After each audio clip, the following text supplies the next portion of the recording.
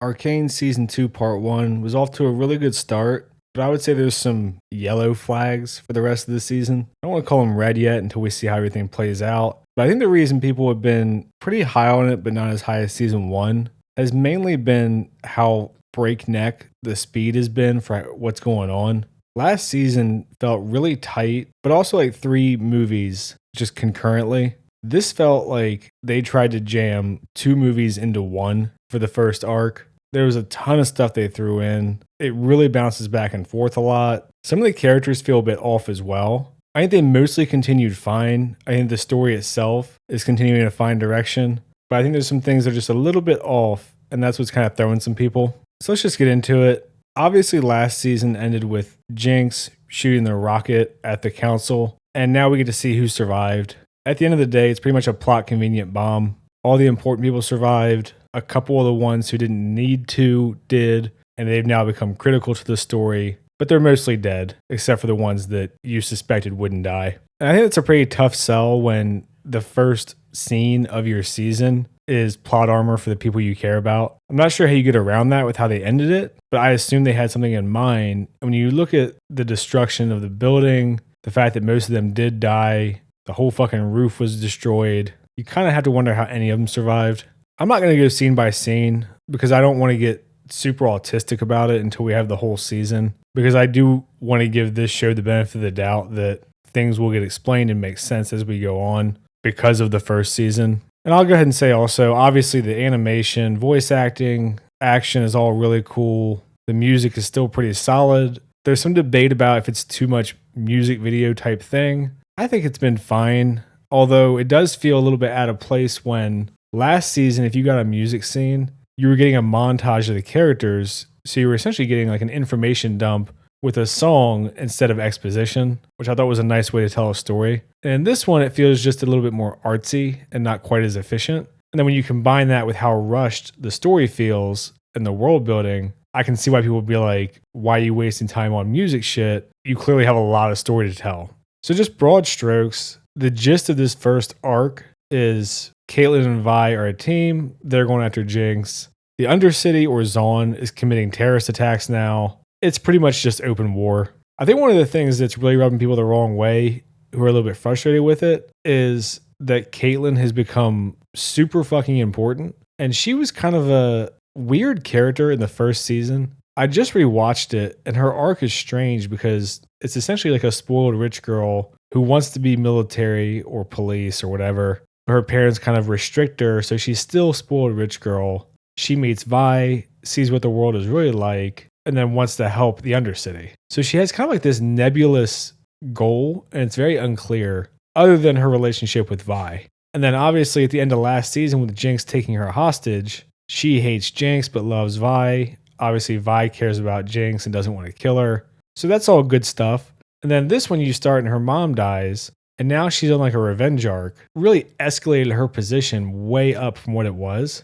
And she's kind of such an amorphous character that I think it's hard to get invested in her than it was with Vander or Vi or Jinx or Silco or Jace or Heimerdinger. All these people I think have very clear ideologies and goals, and hers is a bit more just in the ether. And now she's become the primary fixture of the surface in this season. Vi's arc is also a bit weird to me because character-wise, she feels the same, but she becomes an enforcer to help out Caitlyn and go into the Undercity to get Jinx, and that doesn't really seem necessary to me. Like last season, she worked with Jace. Yeah, they were kind of going rogue or whatever, but I'm sure the council can say, oh, it's an emergency, we'll give you enforcer power without actually being one, and you get the same thing. Not a huge deal, just kind of a strange choice to me. But overall, she feels the same. I like the trajectory of her and Caitlyn, although I can't tell if they're building towards Caitlyn becoming like a militaristic dictator. And I want to talk about Jace and Victor,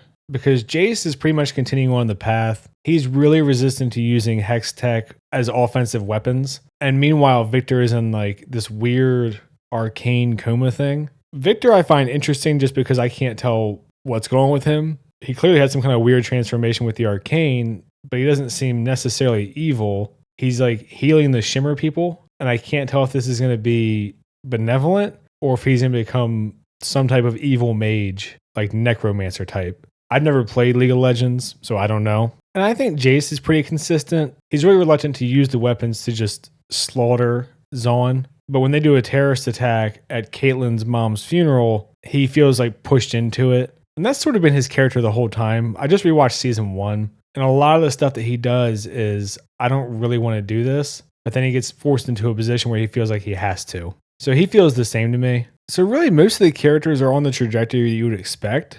But they also feel a little bit off in some ways. And I think that's kind of the issue with these first 3 that makes me not quite as confident that the whole season will be good, or at least not as good as last season. But overall, I still think it's going to be a really good show. I'm just hesitant to put it on the same level as the first season. One of the things that I thought was strange was Jinx this season is made out to be kind of like this Joker-esque mastermind.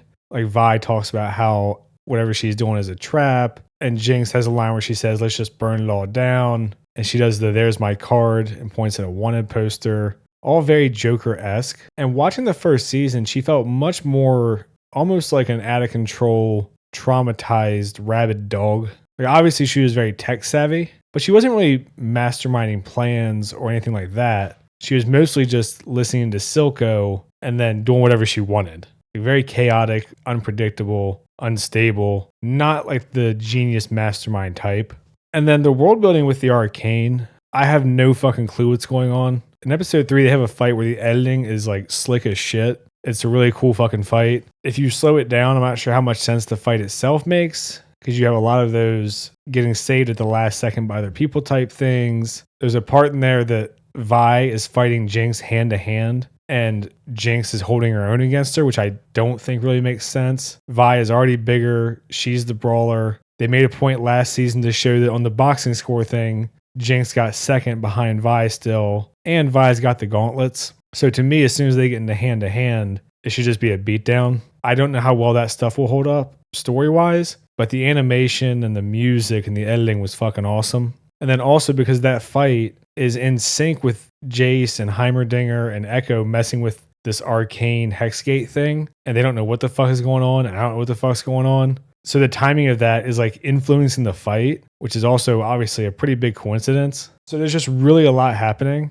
I'm just kind of in wait and see mode. I don't think that they're so incompetent that they would just fuck the whole story up, but I do kind of wonder if they're going to try to do too much and it's going to end up just feeling super rushed and not fleshed out. Maybe some stuff won't make sense. So I do have concerns in those areas. Speaking of Heimerdinger, I do not like what they're doing with his character right now. I hope that he goes back to how he was last season. I thought last season he was super interesting, where he's this super old, really reserved, wants to maintain the peace, very cautious with advancement, and he ends up getting screwed over by Jace, who he took in. That's a huge character moment for Jace and Heimerdinger. Like both of them, I thought that was a really interesting dynamic. And then obviously he meets Echo and kind of is getting a new perspective and a new look on life, or whatever you want to say.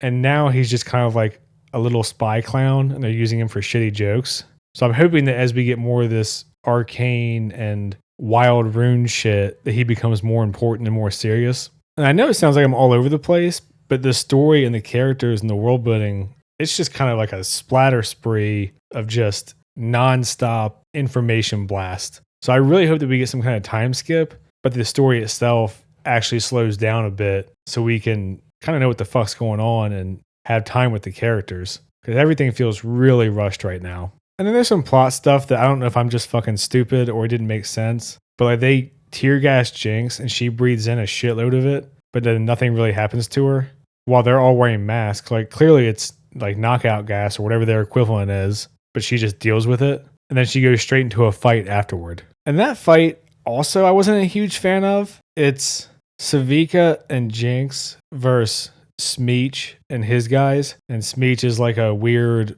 undercity version of Heimerdinger, I'm pretty sure. And he's got robot limbs and shit. But he says that if Savika hands over Jinx, he'll give her like the most pimped out replacement arm possible. And her replacement arm has a slot machine on it that combines weapons at random for her to use. I don't know what the fuck to make of that. Like stylistically, it's cool and it gives them the excuse to make a bunch of different types of arm weapons and whatever. But just logistically, how could you ever fight not knowing what's coming out of your fucking weapon? I mean, make of that what you will. I'm sure people will love it. I thought it was kind of neat, but not sure how much sense it makes. And then with Mel's mom, Medarda, we get this weird thing where we find out that she's being chased by some witch cult group. And we don't really know the details yet, but like people are just getting taken over and possessed by witches and then attacking her. So she's desperate to get power to fight back against these witches. And this is what I'm saying. It feels like they're introducing all of this shit into the world where like the Arcane is suddenly alive and it's like interdimensional. We've got fucking witches now. Jinx is now being looked up to as the leader of the Undercity, even though she's insane and kind of the one who started all this shit, which I don't necessarily have a problem with that aspect, as much as it just seems kind of sudden considering how much of a lone wolf she's been. And then meanwhile, in the upper surface, Caitlyn is promoted to commander during the crisis. And this is what Medarda's doing. And we find out that she was the one who helped them plot the terrorist attack. So we don't know what her goal is exactly other than to fight back against these witches. And Mel doesn't like her.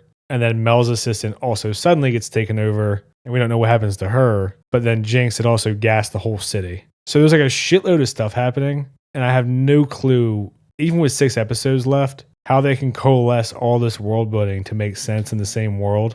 Like in season 1, it was pretty straightforward where there was science, and then Jace and Victor believed in magic also.